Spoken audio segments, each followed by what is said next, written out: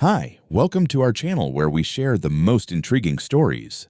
I thought it was just another morning on the ranch until a phone call shattered everything. 52 homes had been built on my land without my consent. Fraud, spies, and corruption followed. They thought I'd back down. They were dead wrong. This is the story of how I fought back and won. I never expected a simple day at my ranch to turn into the start of a nightmare. The morning started like any other: coffee, a quick check on the cattle, and a plan to fix the fence by the east pasture. Then the phone rang. It was the bank, but not with a friendly reminder or a routine update. They told me there was a new housing development built on my land. A bunch of houses, 52 to be exact, part of some Sundust Valley Estates HOA. My blood ran cold. I've owned this 4,800-acre ranch for years. Land passed down from my grandfather, and I had never sold or leased a single acre to anyone. What the hell was going on? I grabbed my keys and headed straight out. The sun was high by the time I reached the northern edge of the property, where the rumors had been buzzing. And there it was. A whole neighborhood sprawled across what should have been open grazing land. Rows of new homes, neat and shiny, with freshly paved roads winding through them. Fences that didn't belong to me, lawns that weren't grazed by my cattle, and signs everywhere. Sundust Valley Estates. People were moving in, unpacking boxes, painting shutters. I could hardly believe my eyes. I stopped a woman carrying a box. "Excuse me, ma'am, do you know where we are?" I asked, trying to keep my voice steady. She looked confused, then smiled. "Sundust Valley Estates, isn't it? Beautiful place. Just got the keys yesterday." I forced a polite nod but didn't answer. Instead, I pulled out my phone and started snapping pictures of the homes, the streets, the welcome sign with the HOA logo glaring back at me. This wasn't just trespassing, it was a full-on invasion. And the worst part? The developers and the HOA had acted like I didn't exist. I found the local HOA office, a trailer parked near the development. Inside, I faced a sea of paperwork and smug smiles. The president, a man who introduced himself as the HOA manager, told me everything was legal. They'd gotten approvals and permits for the project, supposedly including my land. When I asked to see the documents, he handed over a folder full of papers with stamps and signatures. But something didn't sit right. I already knew my land boundaries, and none of this matched the county records. Back at the ranch, I pulled out my grandfather's old deeds and county maps. I spent the night comparing every inch, every line, every survey marker. No matter how I looked at it, this land was mine and mine alone. It didn't overlap with any municipal expansion or development zone. Someone had pulled a fast one, and I was about to find out just how deep the rabbit hole went. By the time dawn crept in, I'd made a decision. I wasn't going to let this go. These houses might look pretty, but they were built on my property without my consent. And I was going to take every step necessary to reclaim what was mine, no matter who thought they could push me around. The next morning, I drove to the HOA office again, this time ready to confront them head-on. I wasn't about to accept vague promises or glossy brochures. I demanded to see every piece of paper that authorized them to build on my land. The manager handed me a thick folder filled with contracts, permits, and what they claimed were court-approved agreements signed by the previous owner, me, supposedly. But as soon as I flipped through those pages, my gut told me something was off. The signatures didn't match mine, the dates were strange, and some of the stamps looked suspiciously fresh. I called my lawyer, Sarah, right from the office. She promised to dig into those documents immediately, and from what I told her, she already smelled forgery. But that wasn't all. While I was trying to keep my frustration in check, a strange guy started hanging around the edges of the office, watching me too closely. He wasn't exactly subtle, too eager to catch every word I said on my phone, glancing at my laptop screen, even trying to accidentally bump into me near the parking lot. It didn't take a detective to figure out he was a plant, someone sent by the HOA or the developer to keep tabs on me. I didn't want to make a scene just yet, so I played it cool. But inside, I was boiling. Over the next few days, I started noticing the same guy lurking around my ranch, trying to blend in like some tourist or birdwatcher, but too awkward, too nervous. That was when I realized I'd need to get serious. I installed some hidden cameras along the driveway and near the office. Sarah hooked me up with a tech guy who set up audio recorders to catch any shady conversations. At the same time, Sarah uncovered more troubling news. The judge who signed off on the permits, He'd been fired months ago for corruption and ties to the developer. It was like peeling an onion of lies and deceit. The HOA had been operating on a foundation of fraud, hoping nobody would notice. The HOA manager kept insisting everything was legal and that I was just too late to the game. He even tried to pressure me into a friendly buyout deal, $3,000 an acre, a fraction of the land's true value. I laughed in his face. They had no right to make deals on my property. Pressure mounted when I received a threatening letter, thinly veiled warnings that fighting them would be expensive and pointless. But their intimidation tactics only steeled my resolve. Meanwhile, the spy wasn't so careful anymore. One evening, my cameras caught him rummaging through my trash bins near the office. I confronted him the next day, armed with video evidence. Cornered, he finally admitted he was working for the HOA, tasked with gathering intel on me. I made it clear that I knew exactly what he was up to, and that his little games wouldn't work. That moment was a turning point. With proof of their dirty tactics in hand, Sarah prepared to file motions to expose the HOA's entire operation. The game had changed. This wasn't just a property dispute anymore. It was a battle against a deeply corrupt machine, and I was ready to fight it tooth and nail. The day we finally exposed the spy felt like the first real crack in the armor of the HOA and the developer's scheme. Sarah and I went over the footage again and again. There he was, skulking around my property, sneaking near the office, even trying to record conversations without my knowledge. We handed everything over to my lawyer, and she wasted no time filing a motion to introduce this as evidence of harassment and bad faith in court. The HOA's carefully crafted image of a legitimate, law-abiding association started to crumble. The spy's identity sent shockwaves through the HOA's ranks. A longtime member who had been cozy with the developer, feeding them insider information. Once cornered, he flipped and agreed to testify against them. His testimony became a dagger aimed straight at the heart of their defense. Meanwhile, Sarah uncovered more troubling facts. The judge who had signed off on the building permits was not just corrupt. He had been dismissed for taking bribes from the very developer behind Sundust Valley Estates. Suddenly, the entire foundation of their claim was nothing but rotten wood, propped up by lies and money. We started subpoenaing records, interviewing county officials, and digging into the developer's financial trail. Every thread pulled unraveled another layer of deceit. The HOA, sensing the tide turning, tried to salvage their position with desperate moves. They sent me a letter offering to buy my ranch for $3,000 per acre, about an eighth of its actual market value. I didn't even bother responding. Their offer wasn't just insulting, it was proof of their arrogance. They thought I'd fold because they controlled so much money and influence. But I was no fool. Public opinion began to shift when local news caught wind of the story. I did a few interviews trying to keep things factual, but also letting the outrage show. People loved the idea of a rancher taking on a greedy HOA and winning.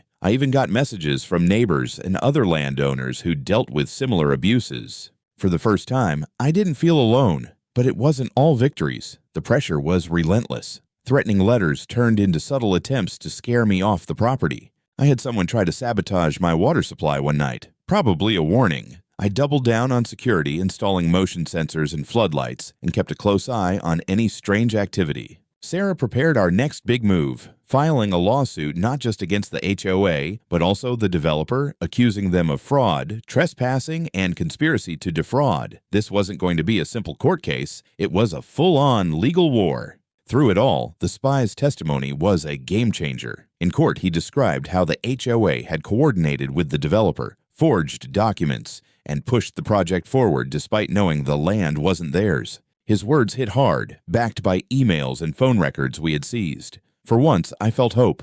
The law was on my side, and the scales were beginning to tip. The HOA's house of cards was collapsing, and I was right in the middle, ready to knock it down completely. The legal battle was heating up, but I knew I needed more than just courtrooms and lawsuits to fight this. My ranch wasn't just any piece of land. It bordered a major highway and was only a few miles from the border itself. That made it strategically important, and I decided to bring in the big guns. I reached out to contacts I'd kept from my engineering days in the defense sector, and after some networking, I managed to get the attention of Homeland Security. It wasn't an easy sell. I had to convince them that this sprawling ranch could serve a real purpose beyond cattle grazing. So I laid it out straight. This land, sitting right near a critical border corridor, was ideal for surveillance operations, drone monitoring, and training exercises. It wasn't just about protecting my property anymore. It was about national security. I sent them detailed maps, plans, and even some aerial drone footage I'd taken of the area. A few weeks later, I got a call. They were interested. Not just interested, they wanted to lease a significant portion of my ranch for their operations. It felt surreal. Here I was, a rancher standing toe-to-toe with a corrupt HOA, and now I was about to sign a deal with a federal agency. The contract they offered was generous, 10 years with over $1 million annually in rent, plus bonuses tied to operational success. I wasn't just securing my land anymore. I was turning it into a critical hub for border security. The news spread fast.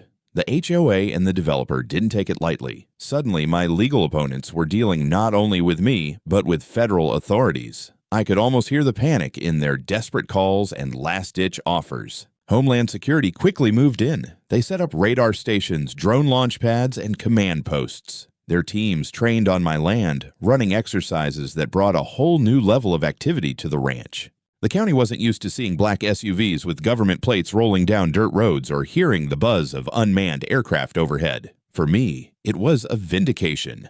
The ranch was no longer just a patch of land under siege. It had become a fortress in a war I never expected to fight. The presence of federal agents changed the tone of everything. The HOA's threats started to fizzle out, replaced by quiet backroom conversations and mounting frustration. My lawyer told me the leverage we now had was enormous. The stakes had shifted, and the federal involvement meant that any interference with the ranch or Homeland Security operations would bring serious consequences. Still, the fight wasn't over.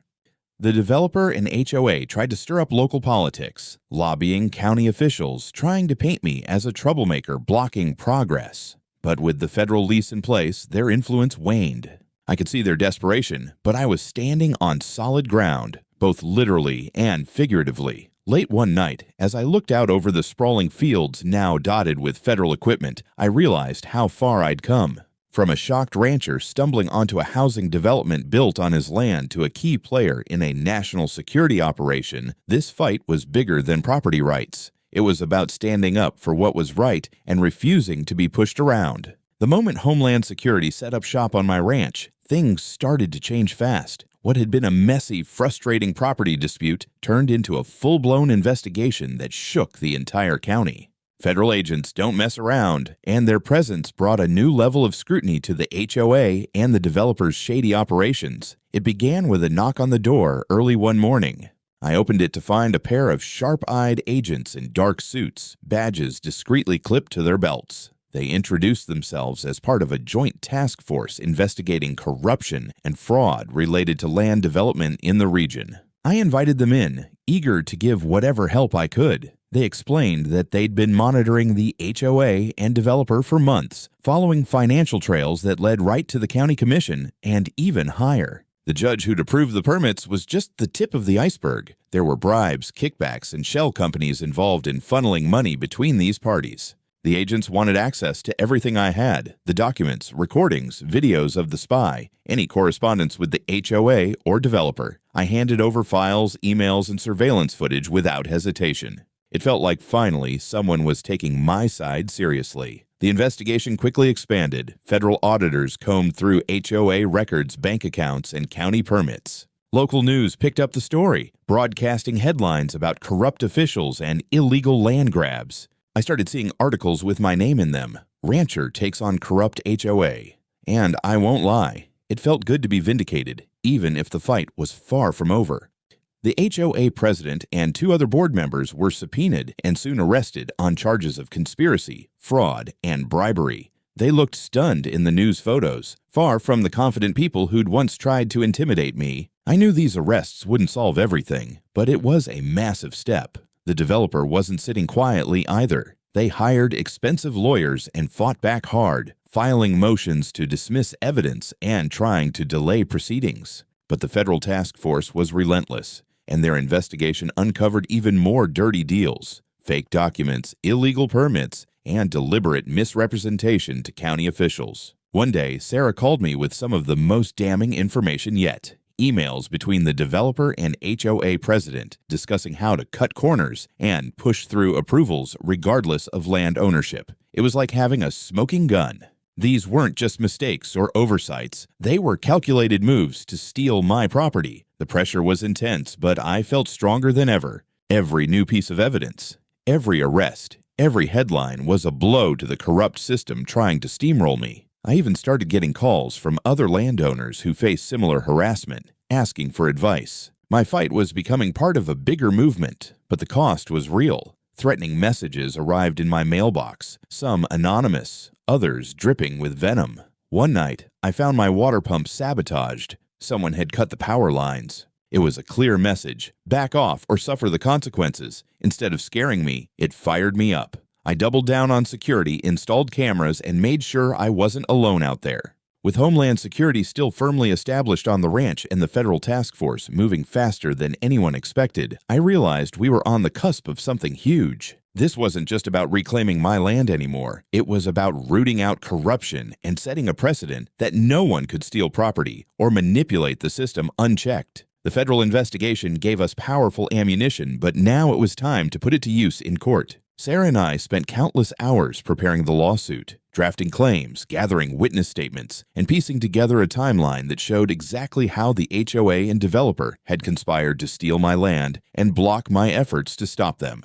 This wasn't just a simple property dispute anymore. It was a federal case charging fraud, conspiracy, and obstruction of justice. One of the most nerve-wracking moments came when we learned that a key witness, a former HOA board member who'd promised to testify about the internal dealings, had gone missing. No one had seen or heard from him in days. My heart sank. Without his testimony, the case would lose a critical piece of evidence. Sarah immediately organized a search, contacting private investigators and working with federal agents to track him down. The situation weighed heavily on me. This wasn't just legal strategy anymore. It was real life, and people's safety was on the line. After tense days of uncertainty, news finally came. The witness had been found. He'd been pressured and intimidated by some of the HOA's allies, but was now safe and willing to testify.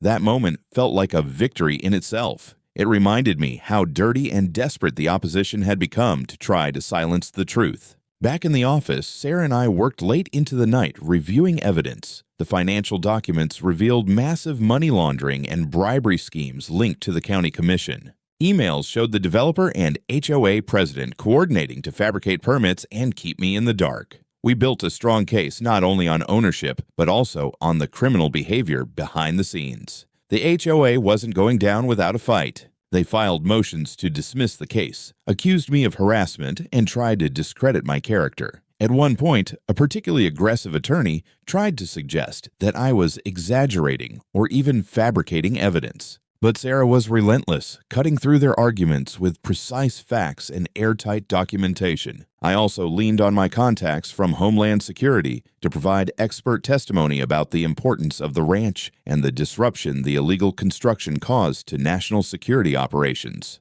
That federal backing added a weight no local court could ignore. Public support remained strong. I gave a few interviews to local radio and newspapers, focusing on the corruption uncovered and my fight for justice. It was exhausting, but every message of encouragement from neighbors and strangers alike kept me pushing forward. As the court date approached, I couldn't help but feel a mix of anxiety and determination. We had done everything possible to prepare, and the stakes couldn't be higher. This wasn't just about me anymore. It was about setting a precedent, sending a message that corruption and illegal land grabs wouldn't be tolerated. I spent a restless night before the hearing, thinking about how far I'd come, from stunned disbelief at those 52 houses on my ranch to standing on the brink of a major legal victory. Whatever happened next, I was ready to face it head on. The courtroom felt colder and more intimidating than I'd imagined. Walking through those doors, I wasn't just a rancher anymore. I was a man standing up to a whole corrupt system.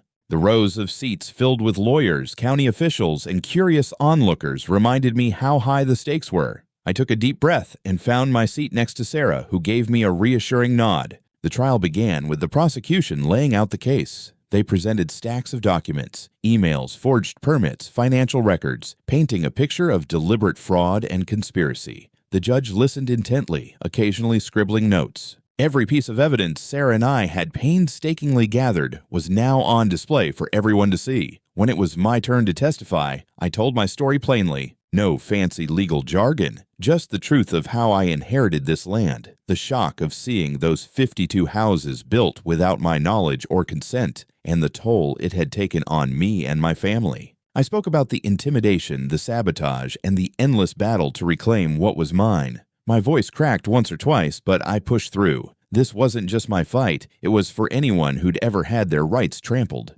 Then came the testimony of the former HOA board member, the one who disappeared and was found after being threatened. His account was powerful, describing how the HOA president and developer had knowingly lied to officials and forged documents to push the project forward. His courage in the face of intimidation made the courtroom sit up and take notice. The spy's testimony was another turning point. He admitted how he'd been paid to follow me, record my conversations, and gather dirt. He confessed the lengths the HOA went to undermine me, including planting false evidence and trying to disrupt my negotiations with Homeland Security. Hearing that, I felt a mixture of vindication and anger. Their dirty tricks were laid bare for all to see. Of course, the defense fought back hard. Their lawyers tried to poke holes in every piece of evidence, accusing witnesses of bias and suggesting I had something to gain financially from the dispute. But Sarah was sharp, dismantling their arguments with facts and cross-examinations that exposed contradictions and lies. The emotional highs and lows were intense. At one point, the defense attorney's aggressive questioning nearly broke the former board member, but Sarah stood firm, protecting him and ensuring his voice was heard. I watched as the tension in the room built, every word weighted with consequences. There was an undeniable energy in the courtroom, like a battle between David and Goliath, unfolding in real time. I could feel the support from the jury, the spectators, even the judge, who seemed unimpressed with the HOA's tactics. For the first time in months, I allowed myself a flicker of hope. Outside the courtroom, reporters buzzed, hungry for updates. I kept my head down but couldn't help but sense that this trial was about more than just my ranch. It was a reckoning for everyone who'd been wronged by corrupt land grabs and shady deals. By the end of the day, exhausted but determined, I realized the fight was far from over, but I had struck a mighty blow. The truth was out, the lies exposed, and justice inching closer. After weeks of testimony, countless motions, and nail-biting arguments, the day of the verdict finally arrived. The courtroom was packed, journalists, supporters, even some curious neighbors who had followed the case from the start. As the judge entered, the room fell into a hush so deep you could hear a pin drop. My heart hammered, but I kept my gaze fixed ahead. This was it. The judge began by acknowledging the complexity of the case, the mountain of evidence, and the real human toll behind the legal battle. Then came the moment everyone had been waiting for. With a firm voice, the judge declared the HOA's actions unlawful. Every one of the 52 homes built on my ranch was deemed illegally constructed, violating property laws and zoning regulations. The permits were void, the signatures forged, and the entire development ordered to be torn down or subject to buyouts at fair market value, plus a hefty penalty of 200% in damages. The courtroom erupted in whispers and exchanged glances, but I kept my expression steady. Years of fighting, sleepless nights, threats, it all came down to this moment of reckoning. The judge continued, delivering the harshest blow to the HOA. The organization itself was declared bankrupt due to its fraudulent activities and mismanagement of funds. Their hold on the community was over, but the punishment didn't stop there. The former president of the HOA, who had orchestrated much of the deceit, was sentenced to 6 years in federal prison for conspiracy, document forgery, and obstruction of justice. The news hit like a thunderclap. I remembered the man who once tried to intimidate me with veiled threats and fake legalese. Now he faced real consequences. The developer, too, suffered. Stripped of their licenses, their assets seized to cover damages and restitution, they were left with nothing but a ruined reputation. Their lawyers were scrambling, but the court was merciless. Walking out of that courtroom, I felt a strange mix of relief and exhaustion. This battle had drained me, but it had also proven something vital. No one was above the law. The weight of justice was heavy, but it had fallen exactly where it belonged. The media swarmed me afterward, eager for comments. I kept it simple. No grand speeches, just a quiet affirmation that this was about standing up for what's right, about protecting land and legacy from those who'd exploit it. Back at the ranch, the silence was different now. The hum of federal equipment continued, but the shadow of the illegal subdivision was lifting. I watched as crews began dismantling fences, tearing down signs, and preparing for the homes to be removed. My property was being restored, inch by inch, to the way it was meant to be. That night, sitting on the porch with a drink in hand, I thought about the long road ahead, repairing the land, rebuilding trust, and making sure this never happened again. The fight had been brutal, but the victory was sweeter than I could have imagined. With the court victory behind me, the ranch finally felt like my own again. The illegal homes were gone, the fences dismantled, and the land slowly began to breathe free. But reclaiming the property was just the first step. I had bigger plans, ones that stretched far beyond just defending what was mine. Thanks to the lease agreement with Homeland Security, I had a steady, substantial income flowing in, over $1 million a year, plus bonuses tied to their operations. For a rancher used to unpredictable markets and the wild rhythms of cattle and weather, this was like hitting the jackpot. It gave me the freedom to think beyond survival and start building something lasting. I invested heavily in restoring the ranch, fixing fences, improving water systems, and bringing in experts to help with soil conservation and wildlife preservation. Part of the land I dedicated to conservation efforts, honoring the legacy my grandfather left me. The rest became an agro-tourism venture, a place where people from the city could come to experience ranch life, horseback rides, farm-to-table meals, and learn about sustainable farming. The ranch quickly gained a reputation not only as a security outpost, but as a thriving, innovative enterprise. I hosted events, workshops, and even partnered with local schools to teach kids about agriculture and the environment. The community that once viewed me with suspicion started to embrace the ranch as a vital part of the region's identity. News outlets picked up the story of the rancher who took down a corrupt HOA and turned his land into a model of progress and responsibility. The man who defeated the HOA became something of a local legend, and I won't lie, it felt good. But more than the fame, I valued the respect and support from neighbors and friends who'd stood by me during the darkest times. The federal presence remained a constant, with Homeland Security's operations humming quietly in the background. Their investment ensured the land's strategic importance and gave me peace of mind that my property was protected on multiple fronts. One afternoon, as I stood near the entrance to the ranch, I hung a new sign, bold, clear, and unmissable. Property under the protection of the Department of Homeland Security. Trespassers will be prosecuted. It was both a warning and a symbol of how far this fight had taken me. Looking back, I realized this wasn't just a story about a land dispute. It was about resilience, justice, and turning adversity into opportunity. My grandfather's ranch had survived decades of change, corruption, and challenge. Now it was ready for a new chapter, one I was proud to write. The story of my fight against the HOA and the developer didn't just end with the courtroom verdict or the cleanup of my ranch. It rippled far beyond my property lines, stirring a wave of change across the community and even reaching into state politics. What started as a personal battle for my land turned into a symbol of standing up against corruption and abuse of power. After the trial, I was invited to speak at several local forums and town hall meetings. People wanted to hear about the tactics used by the HOA, the fraud, and the struggle to reclaim what was rightfully mine. I wasn't a natural public speaker, but I told the truth, how these corrupt groups preyed on landowners, how important it was to stay vigilant, and how the law could be a powerful weapon if you knew how to use it. I met dozens of others who had similar stories, people who had been pushed around by greedy developers and shady neighborhood associations. Slowly, a grassroots movement began to take shape. Landowners formed coalitions, sharing knowledge and pooling resources to fight back. We pushed for reforms in county policies to increase transparency and accountability for HOAs and developers. The local government started cracking down on fraudulent permits and forged documents, inspired in part by the evidence and awareness brought forward by our case. On the state level, lawmakers introduced bills aimed at protecting property owners from illegal land grabs and abuses by homeowners associations. Some of the legislation passed, bringing new rules for how developments are approved and greater penalties for those caught tampering with legal documents. It felt like the system was finally listening.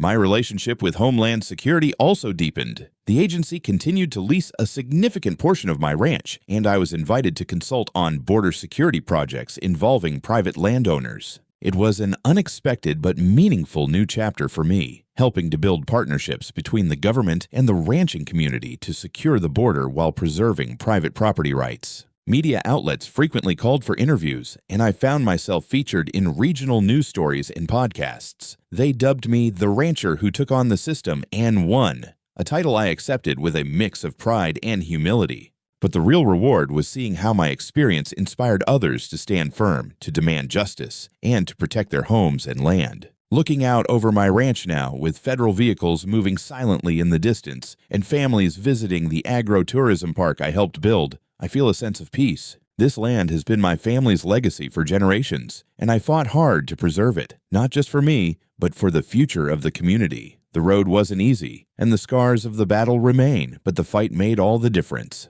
It showed that even when faced with corruption and overwhelming odds, standing your ground and seeking the truth can change not just your world, but the world around you.